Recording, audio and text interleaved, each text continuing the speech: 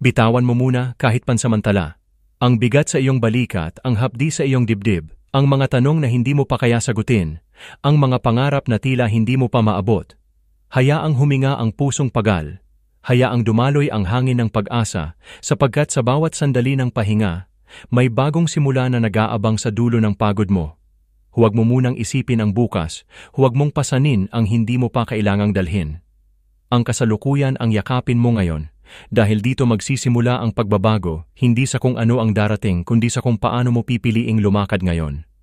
Huwag mong itago ang lungkot, iluha mo, isigaw mo, pakawalan mo. Sapagkat ang sakit na kinikimkim ay unti-unting lason, at ang sugat na hindi hinayaang gumaling ay sugat na patuloy na magdurugo. Magpatawad ka. Hindi lang sa iba, kundi lalo na sa sarili mo. Bitawan mo ang mga panghihinayang, bitawan mo ang mga alaala ng pagkakamali. Dahil sa bawat pagbitaw, may kalayaan kang makakamit. At hindi mo kailangang ipilit ang mga bagay na hindi para sa'yo, ang mga pinto na isinara na ng tadhana, ang mga taong pinili ng lumayo.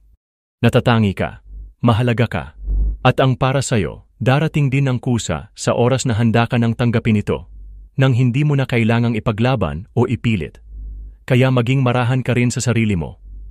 Magpahinga kung hindi na kaya, huminga kung nalulunod na, at ipaalala sa sariling hindi mo kailangang sagipin ang lahat habang ikaw mismo ay nalulugmok na rin sa bigat. Dahil minsan, ang pinakamalaking tapang ay ang pagtanggap na hindi mo kayang bitbitin ang lahat. At ang pinakamalalim na pagmamahal ay ang pagbitaw sa sakit na hindi mo na kailangang dalhin. Kaya bitawan mo muna, kahit pansamantala. At hayaang ang puso mo'y muling makahinga.